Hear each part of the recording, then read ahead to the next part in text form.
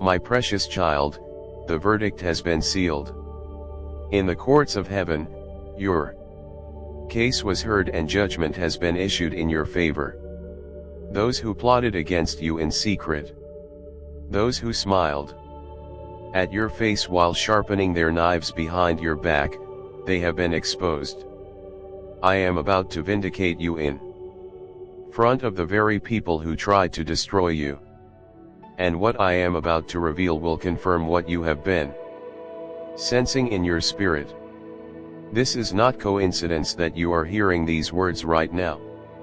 I have orchestrated this divine appointment because something urgent is happening in the spiritual realm at this very moment that concerns you directly. A decree has been issued for my throne that overturns every negative judgment spoken against you. A ruling that establishes your complete victory in every area where you have been experiencing defeat, and the confirmation of a miracle that is already on its way to your doorstep. I see you there carrying burdens that were never meant for your shoulders to bear. Fighting battles that I have already won for you, and struggling with doubts that have no power over the truth of who you are in me. The weight that has been pressing down on your spirit is not from me. The confusion that has been clouding your vision is not of my design. The fear that has been paralyzing your progress is not part of my plan for your life. All of these things are tactics of an enemy who knows that his time is running short and that your breakthrough is imminent. You have been walking through a season where it seems like everyone around you has turned their back on your dreams. Where people you trusted have betrayed your confidence. Where those you loved have spoken words that cut deeper than any sword could ever reach. I have watched every tear that has fallen from your eyes in the silence of your room when you thought no one was paying attention. I have counted every sleepless hour you have spent staring at the ceiling, wondering if the future will bring any relief from the weight of your circumstances. I have felt every ache in your heart when disappointment after disappointment has knocked at your door. And I want you to know that not 1 second of your suffering has gone unnoticed by me. But let me tell you what you have not been able to see during this difficult season. While you were lying awake at night wondering if anyone cared about your situation, I was working through the night on your behalf, moving people and circumstances into position for your breakthrough. While you were questioning whether your prayers were reaching heaven, I was already preparing the answers that would exceed your expectations. While you were wondering if I had forgotten about you, I was actually positioning you for the greatest demonstration of my faithfulness that you have ever witnessed. The people who have hurt you, who have whispered lies about your character, who have tried to diminish your light because they cannot stand the brightness of your potential. They do not understand that they are fighting against something much greater than themselves. They see your kindness and mistake it for weakness, not understanding that meekness is power under control. They witness your humility and confuse it with insecurity, not recognizing that humility is the doorway to honor. They observe your faith and assume it makes you naive, not realizing that faith is the substance of things hoped for and the evidence of things not seen. But what they fail to recognize is that you carry within you the very essence of my divine nature. And no weapon formed against you can ever prosper because I am your shield and your defender. The DNA of heaven flows through your spiritual veins. The very same power that spoke the universe into existence dwells within you. The authority that commands angels and silences demons has been deposited in your spirit. You are not just human, trying to survive in a hostile world. You are a divine being having a temporary human experience. And that divine nature within you is about to manifest in ways that will astonish everyone who knows you. I want to tell you something that will change the way you see every challenge that comes your way from this moment forward. The attacks you have been experiencing, the setbacks that have made you question your worth, the closed doors that have left you feeling rejected and forgotten. None of these things are happening because I have abandoned you or because you have done something to deserve punishment. These are the desperate attempts of an enemy who knows that his time is running short, who recognizes the immense calling on your life and who is trying everything in his power to convince you to give up before you step into the fullness of your destiny. Every attack is actually evidence of your importance in my kingdom. Every obstacle is proof of the significant assignment I have given you. Every form of opposition is confirmation that the enemy sees something in you that threatens his kingdom of darkness. If you were not destined for greatness, if you were not called to make a significant impact, if you were not chosen to be a force for my kingdom, the enemy would leave you alone. The very fact that you are facing such intense spiritual warfare is your invitation to step up and step into the authority that belongs to you as my child.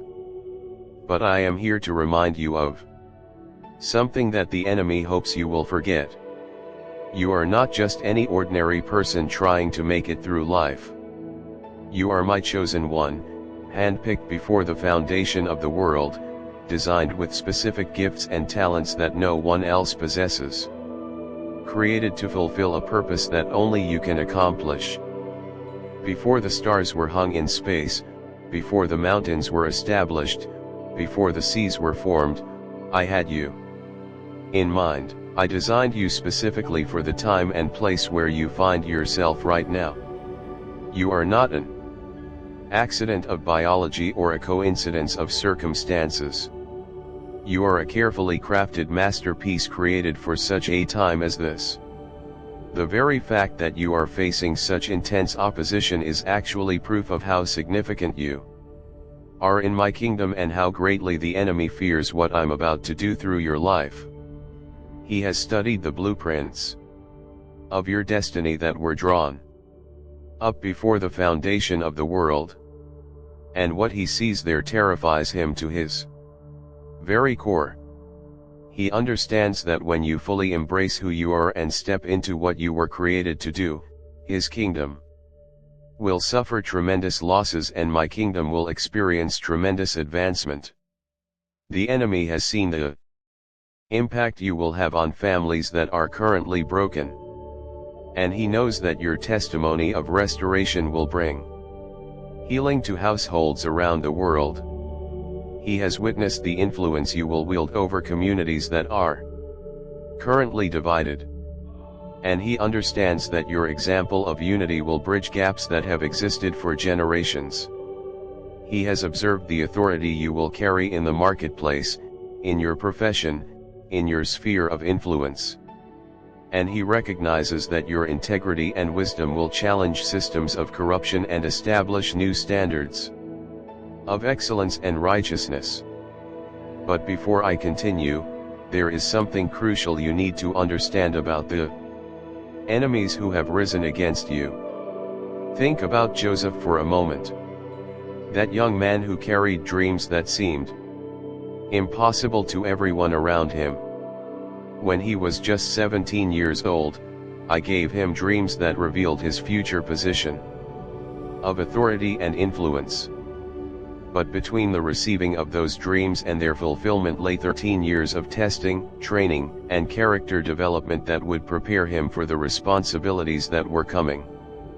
His own brothers, the people who should have supported him most, sold him into slavery because they could not bear to see the favor that rested upon his life. They were jealous of his colorful coat, which was a symbol of his father's special love. But more than that, they were envious of the obvious anointing that rested upon him even as a young man. They could see that he was different, that there was something special about him. And instead of celebrating what God was doing in his life, they allowed jealousy to poison their hearts and motivate them to betray their own flesh and blood. Joseph found himself in Egypt, far from his family, far from everything familiar, sold as a slave to a man named Piper. But even in slavery, the blessing of God upon his life was so evident that Potiphar put him in charge of his entire household. Everything Joseph touched prospered. Every project he managed succeeded. Every responsibility he was given was fulfilled with excellence. His integrity, his work ethic, his wisdom, and his character set him apart from everyone else in that household. But then came another test, one that would determine whether Joseph's character matched his calling. Piper's wife attempted to seduce him, offering him pleasure that would have compromised his integrity and destroyed his testimony. Day after day, she pressured him, promising him things that might have seemed attractive to a young man far from home. But Joseph understood that his character was more valuable than any temporary pleasure, that his integrity was more important than any momentary satisfaction. When he refused her advances and fled from temptation, she falsely accused him of the very thing she had been trying to entice him to do. And once again, Joseph found himself suffering for doing the right thing, punished for maintaining his integrity, penalized for choosing character over compromise. He was thrown into prison for a crime he did not commit. And it seemed like his dreams were becoming more impossible with each passing day. For 2 more years, Joseph sat in that prison, serving his sentence for a crime he did not commit, while the real criminals walked free. But what Joseph did not know during those difficult years was that every single setback was actually a setup for something greater. The pit was preparing him for the palace.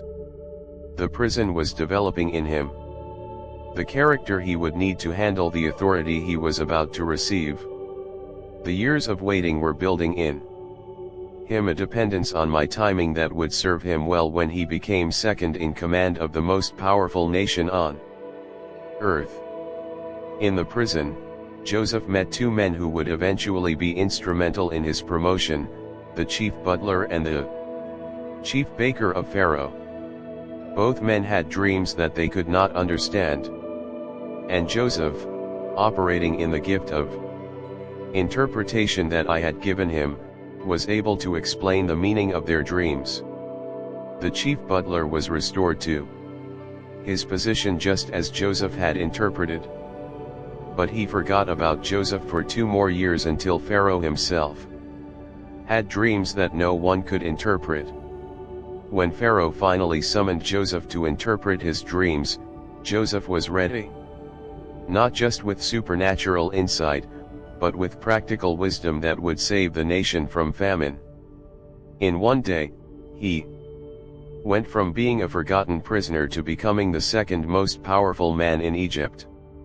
The very crisis that Pharaoh's dreams revealed became the opportunity for Joseph's elevation.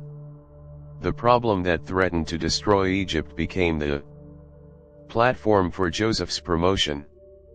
Every false accusation Joseph faced was actually removing people from his life who would have been obstacles to his promotion.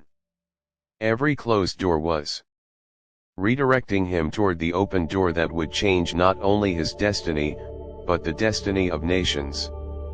Every night he spent wondering if I had forgotten about him was actually a night when I was working behind the scenes, moving people and circumstances into position for his miraculous breakthrough. And when the time was right, when everything was perfectly aligned according to my plan, I lifted him from the prison to the palace in a single day. And those who had tried to destroy him were amazed at the transformation they witnessed. This is exactly what I am doing in your life right now. While you have been focusing on the doors that have closed, I have been opening doors that no man can shut. While you have been mourning the relationships that ended, I have been preparing divine connections that will accelerate your purpose in ways you never imagined. While you have been wondering why certain opportunities passed you by, I have been orchestrating opportunities that are specifically designed for your unique gifts and calling. The season you are in right now is not your permanent address. It is not your final destination. It is your preparation ground, your training facility, the place where I am developing in you the strength and wisdom you will need for the greater things that are coming. Every tear you have cried is watering the seeds of your breakthrough. Every prayer you have prayed is moving mountains that you cannot see. Every act of faith, no matter how small it seemed to you, has been creating ripples in the spiritual realm that are about to manifest as tsunamis of blessing in your natural circumstances. Now listen carefully to what I'm about to reveal, because this next example will show you exactly how I vindicate those who have been betrayed. Consider the story of Moses, another one of my servants who experienced a long season of preparation before stepping into his destiny. He was born during a time when my people were enslaved in Egypt, when Hebrew baby boys were being killed to prevent the Israelites from growing too numerous. But I had my hand on Moses from birth, orchestrating his rescue and placement in Pharaoh's own household, where he would receive the best education and training that Egypt could provide. For 40 years, Moses lived in the palace, learning leadership, administration, military strategy, and diplomacy. He had access to resources, influence, and opportunity that most people could only dream of. But when he saw an Egyptian taskmaster beating a Hebrew slave, his heart for justice led him to act in a way that forced him to flee for his life into the wilderness. What looked like the end of his opportunities was actually the beginning of the next phase of his preparation. For another 40 years, Moses lived in the wilderness, tending sheep, learning patience, developing humility, and discovering how to hear my voice in the silence of the desert. The man who had once been a prince in Egypt became a shepherd in Midian. And it seemed like all of his potential was being wasted in obscurity. But I was using those years to strip away his dependence on human resources and teach him to depend on divine power. I was taking the self-confidence that came from his privileged position and replacing it with God confidence that came from knowing me intimately. When Moses finally encountered me at the burning bush, when I called him to return to Egypt and lead my people out of slavery, he was no longer the impetuous young man who had tried to deliver Israel through human strength. He was now a humble, broken, surrendered vessel who understood his complete dependence on my power and presence. The 80-year-old Moses was infinitely more qualified to lead the Exodus than the 40-year-old Moses had been. Not because he was stronger or smarter, but because he was emptier of himself and fuller of me. The plagues that I sent upon Egypt, the miracles at the Red Sea, the provision in the wilderness, the giving of the law at Mount Sinai, all of these required a leader who had been thoroughly prepared through seasons of blessing and seasons of brokenness, through times of favor and times of testing, through experiences of elevation and experiences of humiliation. Moses could lead my people through their wilderness journey because he had already been through his own wilderness journey and learned to trust in my faithfulness even when circumstances seemed impossible. This same process of preparation is what you have been going through in your own life. The experiences that felt like setbacks were actually setups for your comeback. The seasons that felt like wasted time were actually invested time. Building character and developing faith that you will need for the assignment I am calling you to fulfill. The difficulties that felt like punishment were actually preparation, equipping you with the wisdom and compassion you will need to help others navigate their own challenges.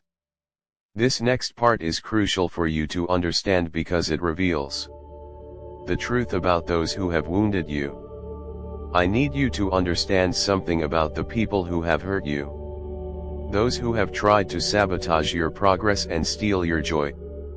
They are not your real enemies. They are simply people who have allowed themselves to become instruments in the hands of a defeated foe who is desperately trying to stop what I have already declared will come to pass in your life. Behind every person who has spoken against you, behind every situation that has tried to break your spirit, behind every circumstance that has attempted to convince you that your best days are behind you, there is a spiritual enemy who knows that his time is running out. But here is what I want you to know about that enemy. He is a defeated foe. His power was broken on the cross when I gave my life for you. His authority was stripped away when I rose from the grave. 3 days later, his kingdom was invaded and his captives were set free when I ascended to heaven and sent my spirit to live inside of you. He has no legal right to your life, no claim on your future, no power over your destiny, except what you give him through fear and unbelief. The cross was not just an act of love. It was an act of war. When I hung between heaven and earth, bearing your sins and shame, I was not just providing salvation for humanity. I was engaging in cosmic combat with the forces of darkness. Every stripe that was placed on my back was payment for your healing. Every thorn that pierced my brow was taking away every curse that had been spoken over your life. Every nail that was driven through my hands and feet was securing your victory over every enemy that would ever come against you. When I cried out, "It is finished," I was not just announcing the completion of my sacrifice. I was declaring the total defeat of every power that had held humanity in bondage. Death lost its sting. Hell lost its victory. Satan lost his authority over the sons and daughters of God. The veil in the temple was torn from top to bottom, symbolizing that the separation between God and man had been forever removed. That access to my presence was no longer limited to a select few, but available to all who would believe. And 3 days later, when I rose from the dead, I demonstrated that not even death itself could hold what belongs to me. The resurrection was my victory lap, my public declaration that every power of darkness had been conquered, every principality had been defeated, every ruler of this world had been overcome. I arose with the keys of death and hell in my hand, having stripped the enemy of every weapon he had used to torment my children. And that is why the enemy works so hard to fill your mind with thoughts of failure and your heart with feelings of hopelessness. That is why he sends people into your life who will try to convince you that you are not good enough, smart enough, talented enough, or worthy enough to receive the blessings I have prepared for you. That is why he orchestrates circumstances that are designed to make you question my love for you and doubt my ability to come through on my promises. He knows that if you ever fully understand the victory that was won for you at Calvary, if you ever completely grasp the authority that was purchased for you through my blood, if you ever totally embrace the identity that belongs to you as my child, you will become unstoppable in advancing my kingdom and devastating his. So he works tirelessly to keep you focused on your problems instead of my promises, on your weaknesses instead of my strength, on your past, instead of your future. But I am about to show you something that will silence every lie he has whispered in your ear. I am about to demonstrate my power in your life in such an undeniable way that neither you nor anyone around you will ever again question whether I am real, whether I care, whether I am able to do exceedingly abundantly above all that you could ask or think. The miracle that I am preparing for you is so big, so obvious, so perfectly timed that it will leave no room for doubt about my involvement in your life. What I'm about to say may surprise you, but it will show you why my timing is always perfect, even when it seems delayed. Think about the story of Lazarus, a dear friend of mine who became very sick while I was ministering in another region. His sisters, Mary and Martha, sent word to me that the one I loved was sick, fully expecting that I would drop everything and come immediately to heal their brother. They had seen me heal strangers countless times, restoring sight to the blind with a touch, making the lame walk with a word, casting out demons with a command. They knew that Lazarus held a special place in my heart. Surely I would not let my friend die when I had the power to heal him with just a word. When I had demonstrated such compassion for those who meant less to me personally, but when I received their message, I deliberately waited 2 more days before beginning the journey to Bethany. This delay was not indifference to their pain, or insensitivity to their urgent request. It was strategic timing designed to set the stage for a miracle that would be so undeniable, so powerful, so overwhelming in its scope that it would forever change how people understood my authority over death itself. By the time I arrived, Lazarus had been dead for 4 days. Long enough for decomposition to begin. Long enough for all hope to be lost. Long enough for everyone to be convinced that I had arrived too late to make any difference. According to Jewish custom, the soul was believed to depart from the body after 3 days, making resurrection impossible. On the 4th day, there could be no doubt that what they were about to witness was a genuine resurrection from the dead, not a resuscitation of someone who was merely unconscious or in a coma. Martha ran out to meet me and said, "Lord, if you had been here, my brother would not have died." There was disappointment in her voice, confusion about my timing, questioning about my care for their family. She had expected immediate intervention, but instead she had experienced delayed response.